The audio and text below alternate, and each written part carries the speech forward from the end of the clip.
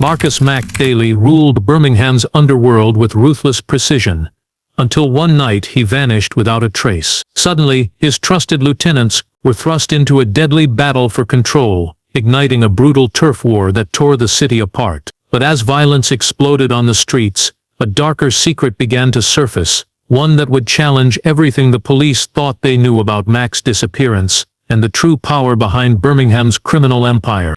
In the summer of 2022, Birmingham's criminal underworld was ruled by one man, Marcus "Mack" Daly. His name carried weight across the city, in alleyways, backrooms and street corners, where deals were made in whispers. Mack wasn't just another gang boss. He was the architect of an empire. For over a decade, he'd built his organization with ruthless precision. Combining brute force with careful negotiation, he kept violence controlled, his rivals subdued, and his inner circle tight. No major operation in the city moved without his permission. Drugs, weapons, even protection rackets were filtered through Mack's network. Police had tried to bring him down for years, but lacked the evidence or witnesses willing to speak. Everyone knew the rule: cross Mack Daly, and you disappear. Then, one morning in mid-July, everything changed. Mack didn't show up to his usual meetings. His phone, always buzzing, went silent.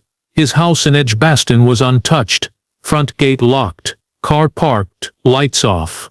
At first his lieutenants weren't worried. Mack had vanished before, especially when police pressure heated up. He'd gone dark for weeks during an investigation in 2020, only to resurface stronger and more brutal than ever. But this time, something felt different. By the third day, anxiety turned into panic.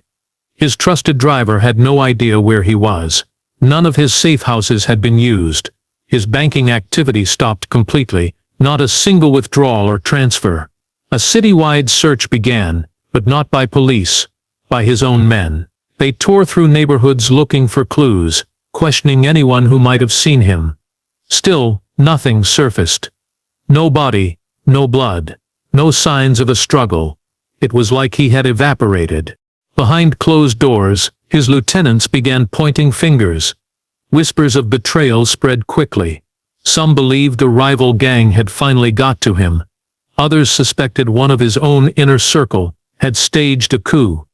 Without confirmation, paranoia grew. Smaller crews under Mack's control started ignoring orders. His network began to splinter. Weeks passed, and fear filled the vacuum. People who once relied on his stability suddenly found themselves exposed. Alliances were strained, old grudges resurfaced. The police noticed the shift immediately. Crime reports spiked in neighborhoods usually kept in check by Mack's quiet authority. They didn't know what had happened to him either, but they knew his absence wouldn't stay quiet for long. Something was coming, something bigger than anyone was ready for. And whatever had happened to Marcus Daly, it was only the beginning. With Marcus "Mack" Daly missing, the criminal empire he built began to shake. For years, Mack had kept Birmingham's underworld in check with an iron grip, but now, without his presence, his carefully managed organization started to fall apart. There was no clear successor. Mack had deliberately kept his lieutenants in competition with each other, a tactic that prevented betrayal but also left a power vacuum when he vanished. Three major figures emerged from the chaos, each determined to claim the throne. Each man had been close to Mack in a different way. Blitz controlled the street-level drug operations, fast money, fast muscle, and a reputation for being unpredictable. Dion was the quiet operator, managing money laundering and keeping the business side clean. Tyrone, meanwhile, handled logistics and weapons, moving guns across city lines and keeping the dealers armed. Together they had once formed the backbone of Mack's empire. Now they were rivals. Tension between them escalated quickly. Each began recruiting more men, arming themselves heavily, and tightening their hold on the corners they controlled. Blitz started showing up in neighborhoods he had no business being in.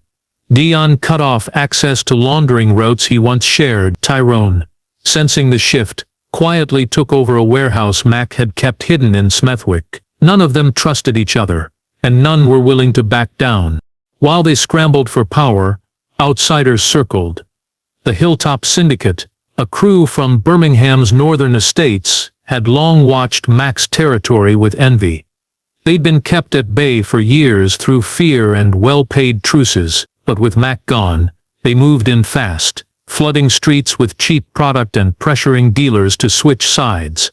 From the south, the Red Lane crew did the same, pushing into Longbridge and Northfield, taking over rackets Mack had once controlled. The borders were no longer respected. Turf was up for grabs. Inside the organization, loyalty splintered. Some foot soldiers stayed loyal to the idea that Mack might return. Others quickly shifted allegiances, picking whichever lieutenant seemed most likely to win. Informants fed police conflicting information, while long-dormant feuds ignited again. It didn't take long for the first gunshots to ring out. As each day passed without news of Mack, the streets grew more dangerous. The uneasy balance that had kept violence contained for years was gone. Birmingham wasn't just losing its king, it was becoming a battlefield. And the war to replace him was just beginning. The first major act of violence came just after midnight on a rainy Friday in October. Corey Blitz Barnes, now operating like a man possessed, had been moving aggressively to assert dominance. He'd taken over 2 drug lines in Moseley and started pushing into Sparkbrook, territory that once belonged to Mack's neutral associates. Blitz had grown paranoid, constantly surrounded by bodyguards, wearing a bulletproof vest even to family events. He knew the other lieutenants saw him as a threat, and so did the rival gangs watching from the outside. That night, Blitz was returning from a secret meeting with his new suppliers. He rode in the middle of a 3-car convoy, 2 black SUVs in front and behind, each carrying heavily armed men. They followed a winding route through Aston, switching roads frequently to avoid being followed. But whoever planned the ambush knew his habits well. As the convoy passed through a narrow stretch between 2 abandoned buildings, gunfire erupted from both sides. A hail of bullets tore through the first SUV, killing the driver instantly and crashing the vehicle into a streetlight. The rear car tried to reverse, but a burning van suddenly blocked the exit. Blitz's vehicle was caught in the middle. Dozens of rounds smashed through windows and doors. His men fired back blindly, unsure where the attackers were. It was over in less than 90 seconds. When it ended, 2 of Blitz's top men were dead, riddled with bullets. One had been with Mack since the early days. Blitz survived by throwing himself to the floorboard, shielded by a dead bodyguard. He was rushed to a safe house, bloodied and shaken but alive. The attackers vanished into the night, leaving no evidence behind. Word of the ambush spread like wildfire. It wasn't just an attack, it was a message. Whoever planned it had access, timing, and inside information. Blitz immediately blamed Tyrone Gadd, claiming the route had been leaked by someone inside. Tyrone denied it, suggesting the Hilltop Syndicate was behind the hit. Dion Hales remained silent, refusing to take sides. Blitz's retaliation came less than 24 hours later. A warehouse linked to the Red Lane crew was torched in Bordsley Green. Flames lit up the night sky, visible for blocks. The building collapsed, and with it went hundreds of thousands in drugs and weapons. No one was inside at the time, but the damage was intentional, financial and psychological. The rules were gone. Restraint was gone.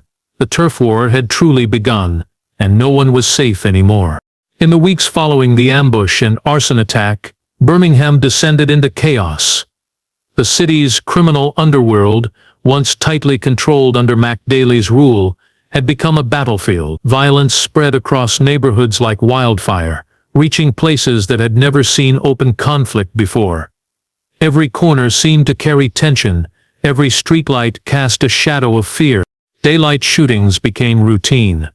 One afternoon in Perry Bar, masked men opened fire on a moving vehicle at a red light, killing the driver and wounding a passenger, both known associates of Tyrone Gadd. Hours later, another car was torched outside a school in Erdington. That same weekend, gunshots rang out at a crowded estate party in Selly Oak, leaving 2 injured and 1 dead. No one talked to the police. Fear was everywhere. Families who had nothing to do with the gangs began to feel the impact. A stray bullet tore through the window of a flat in Sparkhill, hitting a 9-year-old boy who had been playing video games. He survived, but the incident shook the community. Parents kept their children inside, local businesses shuttered early or shut down entirely. Taxi drivers refused to enter certain areas after dark. The city felt like it was holding its breath, waiting for the next explosion. The violence wasn't just limited to gunfire. Fires became a new weapon. Gangs began using arson to destroy drug stashes, safe houses, and vehicles linked to their enemies. One fire in Ladywood burned through 3 adjoining houses, leaving 12 people homeless. In many cases, the targets weren't even gang members, just people related to them. Families were no longer off limits. Police scrambled to contain the outbreak.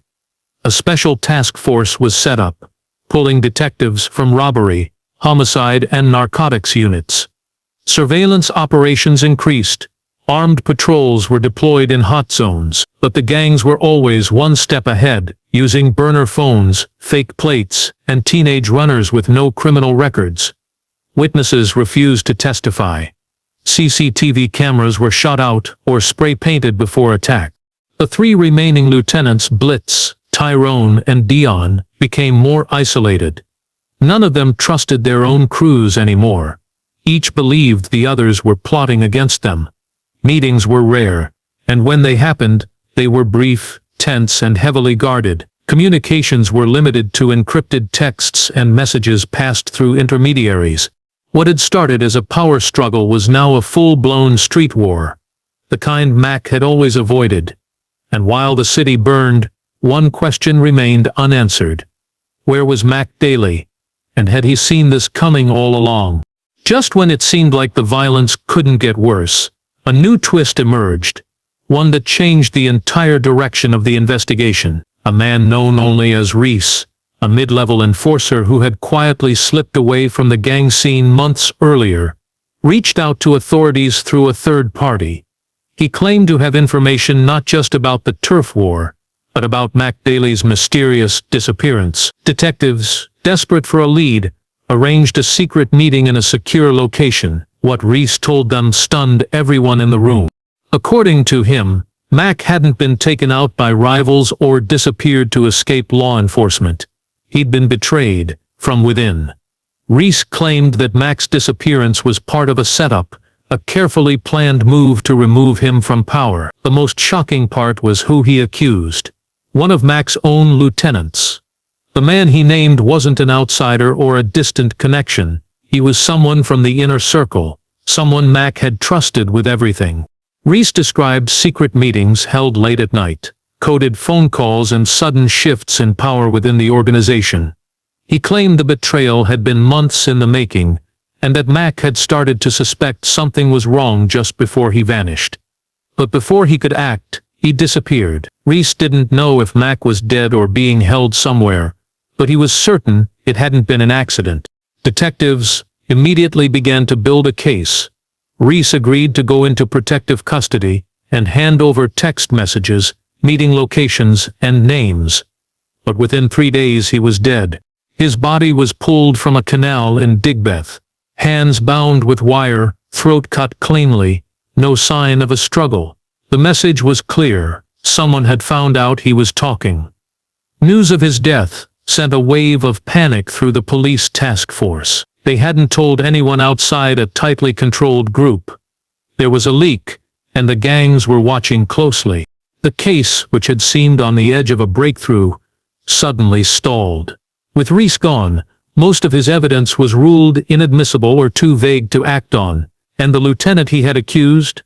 Untouchable. He denied everything, and had a solid alibi for the night Mack vanished. But behind closed doors, the police weren't convinced. It was clear now. This turf war wasn't just chaos. It was calculated. Someone had taken Mack out of the picture and was pulling strings from behind the scenes. And whoever it was, they were still one step ahead. In the aftermath of Reese's murder, suspicion turned inward. Among the 3 remaining lieutenants, one name kept coming up: Dion Hales. Out of all of Mack Daly's top men, Dion had always been the quietest. He rarely made public moves, avoided flashy shows of power, and preferred working behind the scenes. Unlike Blitz or Tyrone, he didn't seek attention. That had once made him seem harmless. Now it made him dangerous. Detectives noticed his movements didn't match the chaos unfolding around him. While Blitz and Tyrone were fighting street battles and dodging bullets, Dion was unusually calm. His areas remained relatively untouched by the turf war. His dealers stayed quiet. His money lines kept flowing. On the surface, it seemed like luck. But investigators saw something more: control. In a city unraveling, Dion Hales was quietly thriving. Surveillance teams began following him, tapping his associates and analyzing his finances. That's when things took a turn. One of his drop houses in Erdington was raided after a tip-off. Inside, officers found something unexpected. Not just cash and drugs, but a stash of burner phones, fake passports, and several encrypted hard drives. There were also large bundles of euros and US dollars, hinting at international connections. Dion, however, was nowhere to be found. A manhunt began, and within 48 hours, police located him at a luxury penthouse in the heart of Birmingham, a property never linked to him before. He had been staying under a false identity, with round-the-clock security and multiple escape routes. But he didn't get the chance to use them. That same night, before police could execute a second warrant, Dion was found dead in his living room. The scene was cold and clinical. A single bullet to the head. No signs of forced entry. Security cameras wiped clean. It was a professional hit. Nothing was stolen. Whoever did it came for one reason: to silence him. For investigators, the timing was suspicious. Just as pressure closed in, Dion was removed before he could talk. To some, it confirmed that Reese had been telling the truth. To others, it raised new questions. Had Dion been the mastermind behind Mack's disappearance? Or had he been a pawn, eliminated by the real player behind the curtain? With him gone, the answers died with him. What remained was a growing sense that something deeper was happening. The turf war wasn't just about control anymore. It was about covering tracks. And someone was erasing every witness, one by one. Following Dion Hale's sudden death, the case took an unexpected turn. While combing through the encrypted hard drives seized from his drop house, digital forensics teams found hidden folders that appeared to contain financial data, spreadsheets, transaction records, and offshore banking activity. Most of it had been carefully disguised behind layers of security, but after days of decoding, one discovery stood out: a set of international wire transfers connected to a dormant account in the Cayman Islands. The account didn't belong to Dion. It was tied to shell companies, previously associated with Marcus Mack Daly himself. Companies believed to have been shut down years ago. Yet here they were, suddenly active again, with transactions dated weeks and even days after Mack's disappearance. These weren't small amounts either. Hundreds of thousands being moved between accounts across Europe, the Caribbean and Asia. It was as if someone had resumed control of Mack's financial empire without ever stepping foot in Birmingham. The deeper they dug, the clearer the picture became. The money was being routed through familiar pipelines, using old laundering methods designed by Mack's own team. Either someone had intimate knowledge of his system, or Mack had never left it in the first place. The activity didn't fit the narrative of a man who had been killed or overthrown. Instead, it suggested something far more calculated: that Mack might still be alive, quietly directing operations from somewhere far beyond the city's reach. One transfer led investigators to a luxury property purchase in Marbella, Spain. The buyer used a fake name, but the passport number linked back to a known associate of Mack's, long thought to have fled the UK years ago. Surveillance footage from the gated community showed a man arriving in a black car, entering the villa, and not leaving for several days. Though grainy, the figure's build and movements matched Mack's. There was no confirmation yet, but confidence within the task force grew. If Mack had orchestrated his own disappearance, the motive became chillingly clear. By removing himself, he triggered a power struggle among his lieutenants. In the chaos, His enemies turned on each other. His empire didn't collapse. It cleaned itself out. The ambitious were exposed, the disloyal removed, and attention from law enforcement spread thin across multiple cases. It was the perfect smokescreen. But why return to his accounts now? Why activate dormant assets when he knew the police were watching? One theory emerged. Mack wasn't just hiding. He was preparing for something, and whatever it wasn't over yet.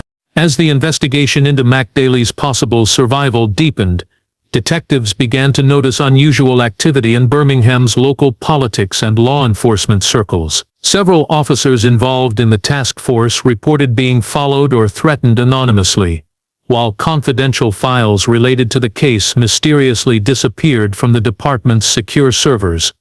Rumors spread of a network of corrupt officials shielding certain players in the criminal world. This hinted at a larger conspiracy than anyone had imagined. Digging further, investigators discovered links between Mack's organization and key figures in the city's institutions. One prominent city council member was found to have attended private meetings with known gang affiliates, often under the guise of community development projects. Financial records revealed unexplained cash flows between front companies and politicians' accounts, disguised as donations or event sponsorships. Even some police officers were suspected of accepting bribes to turn a blind eye or leak information to the gang. This web of corruption explained how the turf war had escalated unchecked for so long. With insiders protecting them, gangs operated with near impunity, expanding their reach while the law struggled to respond. It also raised disturbing questions about Mack's disappearance. Had he been forced out because he lost favor with his protectors? Or was he still leveraging those connections from the shadows, orchestrating the chaos to flush out rivals and enemies?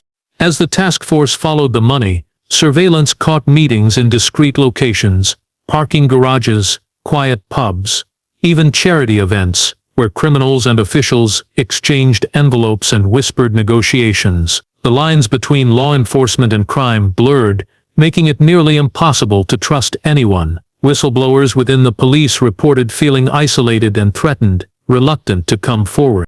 The political ties shed new light on the sudden silence of certain witnesses and the swift cover-up surrounding Reese's murder and Dion's assassination. The more investigators uncovered, the clearer it became that the turf war was only a surface battle, masking a struggle for control over the city's entire power structure.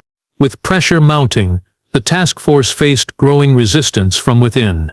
Key pieces of evidence vanished, witnesses retracted statements, and some officers were quietly reassigned. Despite this, a few determined detectives refused to back down. They pieced together a theory.